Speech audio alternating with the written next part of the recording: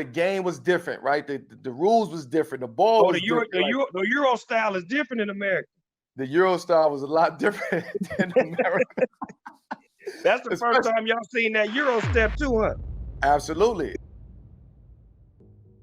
So today on the Eurostepping, something slightly different. As you can see, we are in GB, Great Britain attire. I have been granted the opportunity to be sat here with the under-16s GB head coach, Troy Culley. Troy, great to have you, my man. It's been awesome. It's been a long time. Looked forward to being at camp, and it didn't disappoint. It's a shame that we're going in different directions. So first of all, real quick, just to get your thoughts on being appointed head coach. And I know because of COVID, you've kind of been in post for a while, but this is the first actual campaign. So talk to us a little bit about that. Yeah, I think it's a big thing. It's a big thing. Like, it's a big honor for me. I think it's something that I strive for when I first got involved in the pathway back in 2010. So I started off with regional teams, moved into like apprentice roles with national teams. So I was with Carl Brown, I was with Alan Keane as an apprentice coach for the 16s and the 18s. Then I kind of transitioned more towards the junior teams. So I was with under 15 girls, under 15 boys. That I feel like it's been a natural progression, but I feel like now I'm at a point where it's an opportunity that I feel like I've worked for, and I've been building for a number of yees. And yeah, it's a massive honor to be on the floor, wearing this on your chest and working with the best kids in the country. It's a great feeling. Nice. So looking at the kids' point of view, what do you think it means for them? Obviously, you're not under 16, but what does it feel for you? What does it mean for the players having this opportunity to play for GB? I think it's the same. I think any chance you get to represent your country in whatever discipline it is, it's a massive honor. We had 21 kids in camp, and for those boys, it's a big step, and it's the realization that there's a lot of boys that play basketball in this country at that U16 level that might get this opportunity in the future at U18s or U20s, or might never get this opportunity to represent their country. So it's a big thing. It's a big stage for the boys, and I think for a lot of them, it's a testament to the work that they've put in. It's the work they've put in with their school coaches, with their club coaches, them coming through the talent pathway, whether they played U14s, U15s. So I think the feeling's the same. I think we could probably articulate our emotions a bit better as adults. We'd like to think so. But yeah, I think for them it's the same. Like, I think they were a bit apprehensive when they first stepped on the floor, because they are fighting for positions, and they are fighting for a spot to go to the Europeans. But I think it's the same for all of them. Like, they're all proud to be here. They're all proud to wear the colours, and it's great to see them compete. Nice, yeah, I believe so too. And I think especially as coaches, as players, as a program, I think the 2-year hiatus has been rough, robbed us all of opportunities, especially guys that, I guess were under 14s at the time, so they missed 2 years of under 16s. Now they're, trying to get into 18s, and the guys that we had as 18s transitioned out without even having an opportunity to be selected. So I'm glad it's back, and it's a great opportunity for everyone to be involved.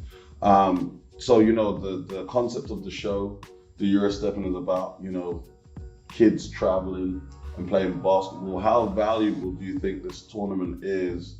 Let's take away the performance side of it. How do you think the experience, how valuable is that for these players? Invaluable. Like, you can't really put a price on it. I think I've been very fortunate over my career to be exposed to different things. So when I was with the Southwest region, like 2010 to 2013, we did a lot of European trips, and it was really good for those kids in an historically poor region to be exposed to basketball outside of England. So they saw what it was like in different places and realized that basketball is played in different countries.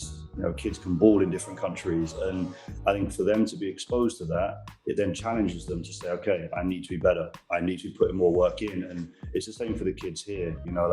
For a lot of them, because they play at a good level, retrospectively to where they are in the country, they might only get 1 or 2 really good games a year, and that might be within their own conference, or it might be when they get to a semi-final in a cup or a final in a cup, or they make Final Fours, and a lot of the games it's blowouts, or they're not really being pushed. So I think for these kids to be taken out of that environment and put into this environment to start with, where they're competing against each other, is a great positive. But then you've got to shock them again and expose them to something else, whether that is outside of this country, whether it is somewhere else. And I think it's important for them, because I think it then keeps you hungry. It keeps you working, because you're always chasing something new, rather than, oh, I'm doing really well in my hometown. This is cool. Okay, but there's something more, and there's always something more. So for us, the more right now is getting them out of here and going to Division B. And for a lot of them, they haven't played international ball before. But then for those guys that go to Division B, it's okay, well, we got the challenge to try and get into A. The same like with the 18s is you're in A.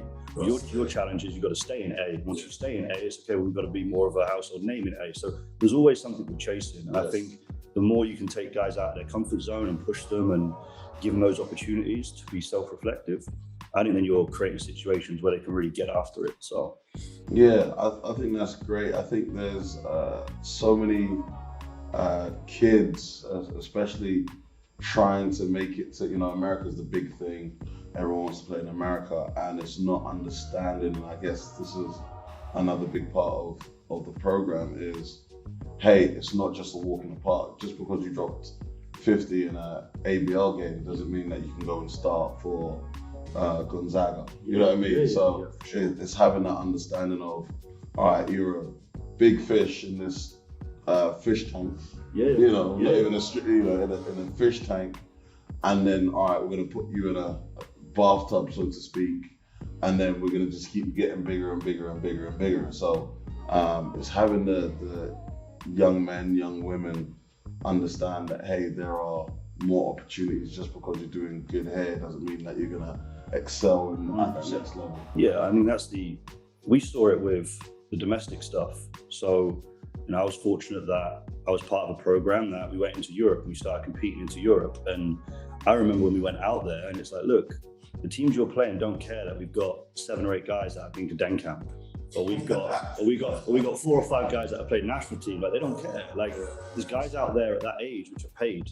They're paid professionals at 16, 17, 18 years old, and they're coming for you. And if you're not ready, then you're just going to get rolled over. And I think being exposed to that, it makes you realize, like, okay, like, I need to do more. We need to do more. So yeah, it's a challenge. And I think for some kids is they haven't been challenged. And if they're not challenged at the right point, they can go through really unfazed.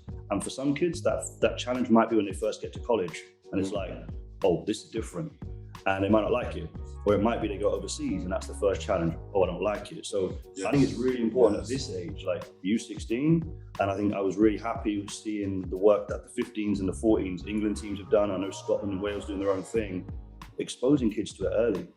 Yeah. So then, okay, right now we can build to something. You know what? Like, if we get blown out at under 15s, it doesn't matter. We get blown out like under 16s, it's not the end of the world. It's about, okay, let's get the base right here so that we can keep building. Because otherwise, we're just going through thinking, okay, I'm okay. I can do this in London, I'm okay. I can do this in Manchester, I'm okay. And so there's more to it. It is. It's, kind of going back to that fish reference, but it's understanding that there's so much more out there. And I don't think a vast majority of players do their research in terms of who are the players out there. I think there might be a couple of names, a couple of IG accounts or TikTok account or whatever guys doing stuff. And it's always, the microwave society of 30 seconds, a minute of what's going on. But to truly understand the quality, you have to be in it, to understand, all right, why did that kid go number 1, or is he, the number 1 draft prospect? We just had Jeremy go number 9 in the draft, right? So I'm sure there's kids that play, a brief time over here, I'm sure there's kids that played with him and then, oh well, I'm sure I can do what he does, but then they haven't faced the level of competition. Right. Yeah. So it's just having that understanding of what it takes. So where do you see the program going in terms of what we need to do to help our U14s, U15s kind of get into that elusive U16 spot and be successful? I think it's just, like we just alluded to there, I think it is about, are we giving them competitive opportunities? For me, it's, I'm not necessarily worried about, are we winning at U14, U15? Like we can go to tournaments and, okay, as a national team, we can beat club teams. Okay. But if we go there and we're playing other national teams, like let's find out where we are. And I remember once when I was with the Southwest team, like it was 2010, 2011, and we were in Estonia and we played the Sabonis Academy at that time. Okay. And it was a shortened game, and thank God it was a shortened game. It was like 79-4, right? 79-5. Like it was painful. But then the kids realized, like, look, this is a different level to you doing what you want back home. And the kids have a choice then when they come away from that. They're like, you know what? I'm happy just playing basketball for fun. I'm going to enjoy going to my club sessions. That's cool. Or actually, I want to be here. Right, well, let's start that conversation. What do we need to do? Yes. I think it's the same with us as a program. It's, okay, let's put ourselves in situations where it's uncomfortable. Let's put ourselves in situations where we're really challenged. And then we can figure out, right, what do we need to do to be there? Yeah. And it's the same, with the 16s coming in now is, okay, we're going to Division B. But like I said, we haven't had international experience for some of these kids. They've had nothing for 2 years because of COVID. It's going to be a challenge. And I'm under no illusion that it isn't going to be a challenge. Like it is going to be tough for these kids. And they've got to wake up. Yesterday when we played the under 18s in camp, and it's just like I say, expose them to say, look, we need more, and not letting them settle. And it's, that age-old adage, isn't it? It's like the goalposts are here, and as you start to get it, I'm going to move them. And as you get closer again, I'm going to move it again. And that's what we need to keep doing with the program, is just constantly challenging our kids, so that when they do come to U16, or they progress from 16s to 18s, or 18s to 20s, or they might end up in the seniors, by the time they get there, they've had like 3, 4, 5 different points where they've been challenged, and they get to like, I need to adjust, I need to change my habits, I need to change what I'm doing, rather than just roll through like, I'm good, I rock up, I can coast. No, it's not about that. Yeah, it's true. I like it. Last few, do you have any advice for any youngsters that want to make the national team? Like, is there I don't want to say a cut-out formula, but is there any blueprint, if you will, of how to make it to this point? We spoke about this with the guys last week before they came into camp. It's respecting to do something significant, like what you have to put in. So that's the first thing, is just understanding, like, to be here as one of the guys wearing this shirt in camp, a lot has to go into that point.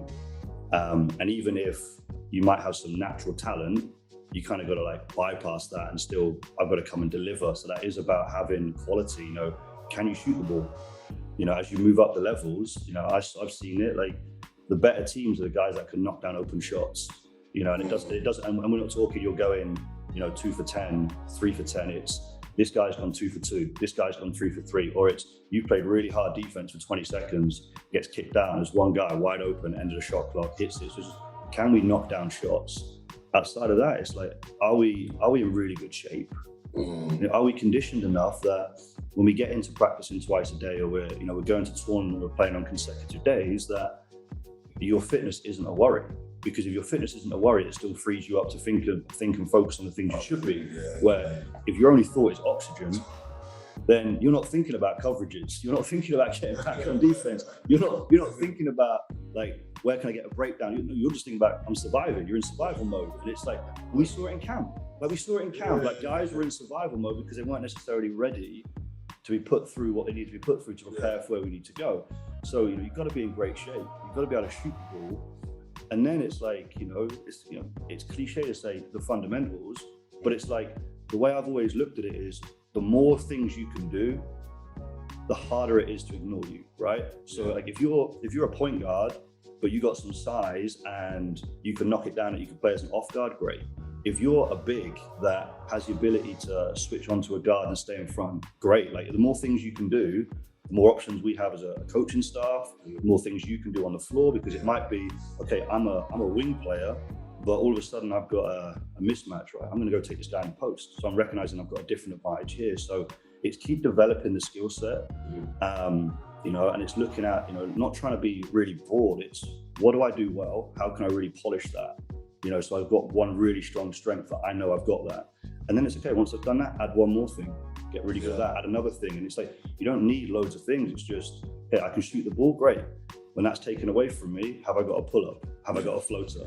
I'm really good breaking somebody down 1v1. Okay, my go-to move is this. If it's taken away, I've got one counter. Rather than trying to do 10, 15 different things, it's just, let's start the base, build the base, one or two things, add something, 18s, add something, and progress. So yeah, I think for me, like I say, conditioning's a big one. Can you shoot the ball? And then, you know, are you able to play defense and actually offer more than what you might be able to offer at your club? Like, can you offer 2, 3, 4 different things?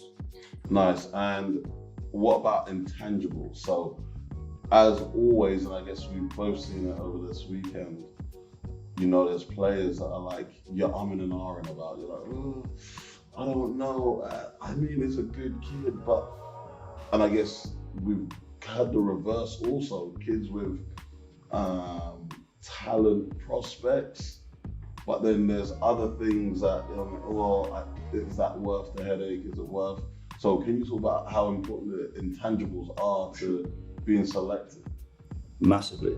You know, I think you got to look at it and say, every one of the kids that you bring into camp arguably is the alpha in their team. You know, they're at the club, and for a lot of those kids is like their teammates are always going to be challenged because they're the best player in their practice, they're the best player in their program. But you've got to look at them and say, well, how are you getting challenged? And the problem is when you bring all of them in here now you're in an environment where it's like, hold on, we're all the best where we are. Well, there's not like we've seen this weekend, there's not room for 20 of you to be alphas.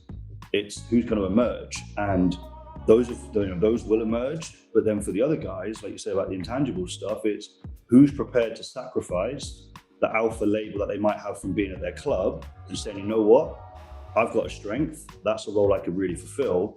I'm going to really champion that role. And all of a sudden, you know what, like I don't need to play X amount of minutes. I don't need to take X amount of shots. I'm really comfortable taking a step down slightly, really champion this because I know it's going to add value to this. So it's just that you know, that sacrificial mindset of, okay, some guys are that good and they will emerge within the group. Other guys, it's like, you know what? I'm happy to, you know, be the guy that knocks down shots and plays defense. I'm happy to be the guy, you know, I'm going to go pick up their guard full court, and that's what I'm really focusing on that. So it's just looking for those things, like who naturally gravitates towards doing a role. Can we reinforce that and challenge them to be better? And then it's just like, with that, then it's then looking at who else is then not prepared to do that. You might have some guys where, you know, in their club, they get away with whatever they want. You know, they can play as many minutes as they want, they can take as many shots as they want, because at the end of the day, they still want to win, and the club coach might still want to win. So they're not necessarily, you know, afforded some of the mistakes. You know, where here it's like, look, you can't turn it over that many times. You can't be taking some of those shots because we need to be better. So it's just challenging that, and some guys accept it, some guys don't. And at this age group, you're having those conversations to try and get them to understand. But ultimately, you know, it gets to a point where in a short window, you might not necessarily be able to break some of those habits. And that's when you've got to make a decision then about, well, what's best for the team, because when we go to the Europeans, we need 12 guys that really complement each other to put ourselves in that situation, because it's not necessarily we're taking the best 12 talent-wise, because they might not be able to work together, because they might all want to shoot the ball, not all want to do the same thing, that we're not in sync. So yeah, I think I'd say the intangibles are really important, you know, and then you're looking at the other stuff off court, isn't it? Like, how are you interacting with your teammates? You know, how are you interacting with other people? Like, if you see somebody struggling, like, are you going to go and help them? You know, all those sorts of things, because they're all in it together. So it's like, it goes back to that sacrificial mindset of, let's help people. Let's see what we can get out of it. So, hey, Troy, that was absolutely amazing. I really appreciate that insight, and hopefully, you know, it translates to one of our viewers. You guys are off for a little while. and then you've got your next camp on the 25th. So we come into Myerscough on the 24th. 24th. We have 4 days. That's then our last domestic prep, and then we fly to Belgrade on August 2nd. We're in Belgrade then till the 10th, and then transfer over then to Sofia for the tournament. So we're away for about 3 weeks in August. Nice. Well, wishing you all the best of British luck. Thank you very much. Looking forward to seeing what you guys do, man. Appreciate it. Appreciate you watching the Eurostepping. I want to thank everybody for watching Eurostepping. Watching the Eurostepping. The Eurostepping. The Eurostepping. You've been watching the Eurostepping. The Eurostepping. Eurostepping. You've been watching the Eurostepping, a great podcast show hosted by Coach D.